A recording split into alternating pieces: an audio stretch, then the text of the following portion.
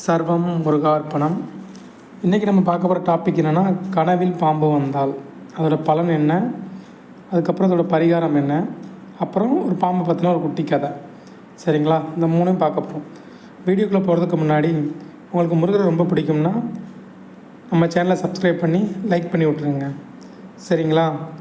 பாம்பு கனவு நிறையா வரும் பார்த்துருக்கீங்க. அதில் பாம்போட கனவுகள் எல்லாருமே கொஞ்சம் பயப்படுவாங்க. பாம்பை கண்டா படையே நடுங்கும்பாங்க. கனவுல நடுங்க மாட்டோமா? அப்படிப்பட்ட பாம்பு கனவுல வந்தால் என்ன பலன்கிறத நம்ம பார்க்கலாம். அதேமாரி ஜாதக ரீதியாக பார்த்துக்கிட்டோம்னா, ஜாதகத்தில் யாருக்கெல்லாம் ராகு திசையோ கேது திசையோ இல்லை ராகு புத்தியோ கேது புத்தியோ நடந்துச்சுனாலும் அவங்களுக்கும் பாம்பு கனவு அதிகமாக வர்றதுக்கு வாய்ப்பு உண்டு. சரிங்களா? இனிமேல் கனவுல வர பாம்பை பற்றி நம்ம பார்க்கலாம். பாம்பு கனவுல உங்களை விரட்டுற மாதிரி வருது அப்படின்னு வச்சுக்கலாம், உங்களுக்கு வறுமை வரப்போகுது அப்படின்னு அர்த்தமாகும். சரிங்களா? அதே பாம்பு உங்கள் கால்களை நல்லா சுற்றி வளைச்சி பின்னிக்கிடுது, நல்லா பிடிக்கிற மாதிரி அப்படி இருக்குன்னா உங்களுக்கு சனி பகவான் உங்களை பிடிக்க போகிறாரு அப்படின்னு அர்த்தமாகும். சரிங்களா? பாம்பு நம்ம கடித்தாலோ இப்போல்லாம் நமக்கு பிடிச்ச பீடை எல்லாம் விளையும். அதாவது பாம்பு நம்ம கடிக்கிறது ரொம்ப ரொம்ப நல்லது. நம்மளை கடிக்கிறது ரொம்ப ரொம்ப நல்லது. சரிங்களா? ஒரு பாம்பு வீட்டுக்குள்ளே அமைதியாக வெளியே போகுது. அதாவது கனவுல நீங்கள் பார்க்கும்போது ஒரு வீட்டுக்குள்ளே பாம்பு வந்துட்டு எதுவும் பண்ணாமல் அமைதியாக வெளியே போகுதுன்னா, ஏதோ கோயிலுக்கு நீங்கள் நேர்ந்துக்கிட்ட நேர்த்தி கடன் பாக்கி கிடக்கு, அதை செலுத்தணும்னு ஞாபகப்படுத்துதுன்னு அர்த்தம். சரிங்களா? பாம்பு தலை மேலே கொடை பிடிச்சி நிற்கிது. சரிங்களா? நம்ம தலை மேலே பாம்பு கொடை பிடிச்சி நிற்கிற மாதிரி ஒரு கனவு வருதுன்னு வச்சுக்கோங்களேன், உங்களுக்கு தெய்வ பலம் காத்து நிற்கிதுன்னு அர்த்தம். சரிங்களா? பக்க பலமாக தெய்வ பலம் இருக்குது அப்படின்னு சொல்லி ஒரு அர்த்தமா. இதே பாம்பு உங்கள் உடல் மேலே ஏறி போயிடுது அப்படின்னா பதவி உயர்வு கிடைக்கும். அரசியல்வாதிகளாக இருந்தாலும் யாராக இருந்தாலும் தொழில் பண்ணுறவங்க எந்த இதாக இருந்தாலும் பதவி உயர்வு கிடைக்கும். சுய தொழில் செய்கிறவங்களானா அவங்க தொழிலில் ஒரு முன்னேற்றம் கண்டிப்பாக ஏற்படும். சரிங்களா? பாம்பை நீங்கள் கொன்றாலோ இல்லை செத்த பாம்பை நீங்கள் கனவுல பார்த்தாலோ உங்களுக்கு இருந்த பெரிய ஆபத்து விலகிட்டுன்னு அர்த்தம். சரிங்களா? ஒரு பெரிய கண்டமே உங்களை விட்டு போயிடுச்சு. ஒத்த நல்ல பாம்பு கனவுல வருதுன்னு வச்சுக்கலேன், நல்ல பாம்பு தெரியவங்கள பார்த்துருப்பீங்க. அந்த ஒத்த தண்ணி தான் வந்துச்சுன்னா எதிரியால் உங்களுக்கு தொல்லை வரப்போகுது, சொத்து நிலத்துலலாம் பிரச்சனை வரும். சரிங்களா? அதே ஜோடியாக இருக்குது, நல்ல பாம்பு ஜோடியாக நிற்கிது அப்படின்னா அந்த சொத்து நிலத்தின் பிரச்சனை எல்லாம் உங்களுக்கு சாதகமாக தான் அமையும். சரிங்களா? கனவுல நீங்கள் பாம்பை கையால் எடுக்கிறீங்க. சரிங்களா? கையால் பிடிச்சிட்டிங்க அப்படின்னு ஒரு கனவு வந்துச்சுன்னா உங்களுக்கு பணம் வரப்போகுது அப்படின்னு அர்த்தம்.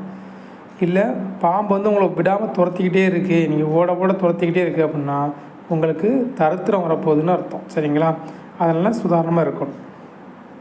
இதே பாம்பு தன்னை தரையில் கொத்திக்கிட்டு வச்சுக்கங்களேன், 3 கொத்து தரையில் கொத்திக்கிச்சுன்னா உங்களுக்கு இருந்த நாகதோஷம் எல்லாம் கம்ப்ளீட்டாக நீங்கிடுச்சுன்னு அர்த்தம். சரிங்களா? இந்த மாதிரி தான் பாம்புக்கு ஒவ்வொருத்துக்கும் ஒவ்வொரு பலன் இருக்குது.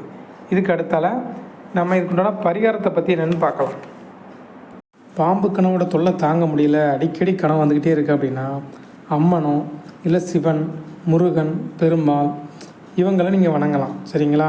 இவங்களை வணங்கினாலும் சரியாயிடும். இவங்க கோயிலுக்கு போய் கும்பிடலாம். முடிஞ்சால் 3 நாள் இவங்க கோயிலில் தங்குங்க. ஒரேடியாக தங்க முடியட்டாலும் வாரத்துக்கு ஒரு தடவையோ மாதத்துக்கு ஒரு தடவையோ போய் மொத்தம் 3 நாள் தங்கி அங்கே தூங்கிட்டு வாங்க.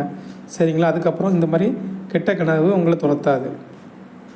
அதுக்கடுத்த பரிகாரம்னா, வேப்ப மரத்துக்குள்ளேயோ இல்லை அரச மரத்துக்கு அடியிலே இந்த நாகங்களை வச்சு வழிபட்டிருப்பாங்க. பார்த்துருப்பீங்களா? சில கோயில்களில் இருக்கும்.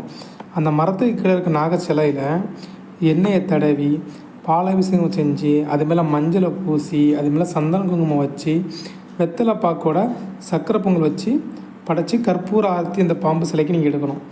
இப்படி எடுத்தீங்கன்னா உங்களுக்கு வர அந்த கெடுதல் குறைஞ்சி போகும். சரிங்களா? பாம்பால் தீங்கு வராது. அப்புறம் நம்ம கனவுல பார்த்த மாதிரி வரக்கூடிய பிரச்சனைகளை நாகதெய்வம் குறைச்சி கொடுக்கும். சரிங்களா? அதுக்கு அடுத்தாலும் நீங்கள் பண்ணலான்னா கருப்பு வேஷ்டியை தானம் கொடுக்கணும். யாருக்காவது ஏதாவது முடியாதவங்களுக்கு கருப்பு வேஷ்டி கலர் வேஷ்டியை அந்த சாமி முன்னாடி வச்சு கும்பிட்டு தானம் கொடுக்கலாம். இல்லை உங்கள் தகுதிக்கு ஏற்றால தங்கத்தாலான நாகத்தையோ இல்லை வெள்ளியான நாகத்தையோ தானமாக கொடுக்கலாம். இல்லை அதை கோயில் உண்டியில் கூட போடலாம். சரிங்களா? எப்போ வழிபடலாம் அப்படின்னா வெள்ளி செவ்வாய் வழிபடலாம். இல்லைன்னா ராகு கேது நட்சத்திரம் வர நாட்களில் வழிபடலாம். இப்படி வழிபட்டிங்கன்னா நாகத்தால் வரக்கூடிய பிரச்சனைகள் வராது. பெரும்பாலும் நாகங்களை அடிக்கிறத தவிர்த்துடணும். சரிங்களா? முடியாத பட்சத்தில் சரிங்களா. அதுக்காண்டி வீட்டுக்குள்ள வந்தப்புறம் நான் உட்காந்து பார்த்துட்டு இருக்க முடியாதுன்னு சொல்ல முடியாது, குழந்தைகள் இருக்கும். முடியாத பட்சத்தில் முடிஞ்ச வரைக்கும் நாகங்களை அடித்து கொள்ளாமல் அந்த சாபத்துக்கு ஆளாகாமல் விடுறது ரொம்பவே நல்லது. சரிங்களா. இப்போ நாகத்தை பற்றின ஒரு கதையை பார்ப்போம். ஒரு ஊர் வழியாக ஒரு சித்தர் போய்கிட்டு இருந்தார். அப்போது ஒரு பாதையை சொன்னாங்க. அந்த பாதை வழியாக போகிறதுக்கு இந்த பாதை வழியாக போகலாமான்னு சொல்லி அந்த சித்தர் அந்த ஊர் மக்கள்கிட்ட கேட்குறாரு. கேட்கும்போது என்ன சொல்கிறாங்கன்னா, ஐயா பெரியவர், இந்த வழியாக போகாதீங்க, இங்கே பொல்லாத பாம்புகள் இருக்குது, அதனால் சுற்றி போங்க, அது ரொம்ப மக்களை தொல்லை பண்ணுது, கொடுமை பண்ணுது, எல்லோரையும் கடிச்சுப்படுது, அப்படி இப்படின்னு குறைகளை அடுக்கிக்கிட்டே போகிறாங்க. இதை பார்த்த உடனே சித்தருக்கு ரொம்ப கோவம். ஒரு விஷப்பாம்பு இப்படி மக்களை போட்டு துன்புறுத்துறதா தான், அப்பாவி மக்களை போட்டு துன்புறுத்துறான்னு உடனே அந்த பாம்புக்கிட்ட போய் போகிறாரு. போய் என்ன சொல்கிறாருன்னா, அந்த பாம்புக்கு பேசு சக்தியை கொடுத்து கேட்குறாரு, எதுக்காக அந்த அப்பாவி மக்களை அப்படி துன்புறுத்துற, இது உனக்கு அழகா, உன்னோட மதிப்பு என்ன, நீ இப்படி இருந்துக்கிட்டு இப்படி ஒரு மக்களை நீ துன்புறுத்துனா அது உனக்கு ஒரு பாவமாக உனக்கு பிடிக்காதா, அப்படி இப்படின்னு சொல்கிறாரு. உடனே அவர் சொல்ல இந்த பாம்புக்கும் ஒரு ஞானம் வருது. உடனே நான் என்ன செய்யன்னு சொல்கிறாரு. உடனே சித்தர் சொல்கிறாரு, இனி யாரையும் கடிக்காதே அப்படின்னு சொல்லி அறிவுரை வழங்குறாரு. உடனே அந்த பாம்பும் சரி பெருமானே, நான் இனிமேல் எந்த மனிதனையும் கடிக்க மாட்டேன் அப்படின்னு சொல்லிட்டு வாக்குறுதி கொடுத்துட்டு போயிடுது. அப்படி கொஞ்சம் காலம் போகுது.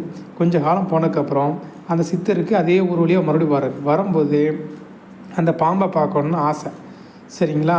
ஆனால் அங்கே என்ன நடந்துச்சு தெரியுமா, அந்த பாம்பு கடிக்காது அப்படிங்கிறத தெரிஞ்சுக்கிட்ட ஊர் மக்கள் என்ன செய்ய ஆரம்பித்தாங்கன்னா, அந்த பாம்பை சும்மா உங்களுக்கு நம்மளுக்கு தான் போதுமே, கிடைச்சா ஒரு இழுச்சா வாயின்னு சொல்லிட்டு அவன் பாம்போட வாழை பிடிச்சி கீழே இழுத்து போடுறது, அது முகத்தில் தண்ணியை கொதி ஊற்றுறது, அது மேலே கல்லை கொண்டு எறிகிறது, கட்டையை கொண்டு அடிக்கிறது, அதை கழுத்தில் போட்டு போடுறது, அப்படி இப்படின்னு போட்டு அந்த பாம்பை போட்டு பாடாக படுத்த ஆரம்பிச்சிட்டாங்க. அப்படி அதை போட்டு பிடிச்சி அடித்து அந்த பாம்பு கொத்துயிரும் குணவீரமாக இருக்க ஆரம்பிச்சிட்டு, இந்த நிலமையில தான் அந்த சித்தர் அந்த பாம்பை பார்க்க வந்து நிற்கார். வந்து பார்த்தா பாம்போட நிலைமை பரிதாபமாக இருக்குது. அதை பார்த்து அந்த சித்தர் ஓடி வந்து அந்த பாம்பை தூக்குறாரு. கையில் தூக்கிட்டு, ஐயோ உனக்கு ஏன் இந்த நிலமை, என்னாச்சு சொல்லு அப்படின்னு கேட்காரு. அதுக்கு அந்த பாம்பு சொல்லுது, ஐயா நீங்கள் தான் சொன்னீங்க யாரையும் கடிக்காதுன்னு சொல்லிட்டு, அன்னையிலேருந்து நான் கடிக்கிறத விட்டுட்டேன். அதை தெரிஞ்சுக்கிட்டு இந்த மக்கள் என்னை போட்டு பந்தாட ஆரம்பிச்சிட்டாங்க. ஆனால் அப்போவும் நான் யாரையும் கடிக்கலையா, நீங்கள் உங்ககிட்ட கொடுத்த நான் வாக்கை காப்பாற்றிட்டேன் அப்படிங்கிறாரு. அப்போ அந்த சித்தர் சொல்கிறாரு, ஆடா மூடனே அப்படிங்கிறாரு, உன்னை வந்து நான் கடியாதன்னு சொன்னேன், ஆனால் சீராதன்னு சொன்னனா அப்படின்னு கேட்குறாரு. உனக்கு சமயத்துக்கு ஏற்றால தான் நீ நடந்துக்கணும். உன்னை ஒருத்தன் தாக்க வாரானா அவங்ககிட்ட நீ கடிக்கிறியோ இல்லையோனா சீரணும்லா, உன்னை காப்பாற்றிக்கொள்ளவோ நீ சீரணும்லா, இனிமேல் உன்னை யாரும் தொந்தரவு பண்ணால் சீரு அப்படின்னு சொல்லி அந்த சித்தர் சொன்னார். சரிங்களா. இதில் நம்ம புரிஞ்சுக்க வேண்டியது ஒன்று இருக்குது. என்ன தெரியுமா, கோவப்பட வேண்டிய இடத்துல கண்டிப்பாக கோவப்பட்டு தான் ஆக வேண்டாம். நீங்கள் ஃபுல்லாக பொறுமையாக போயிட்டே இருக்குன்னு சொல்லிட்டு ஃபுல்லாக சிவமைன்னு புரிஞ்சுக்கலேன், பாம்பு மாதிரி தான் ஆரம்பம். சரிங்களா. அடுத்த வீடியோவில் பார்க்கலாம். சப்ஸ்கிரைப் பண்ணாதீங்க, கண்டிப்பாக சப்ஸ்கிரைப் பண்ணிடுங்க, லைக் பண்ணிடுங்க. சர்வம் முருகார்ப்பணம்.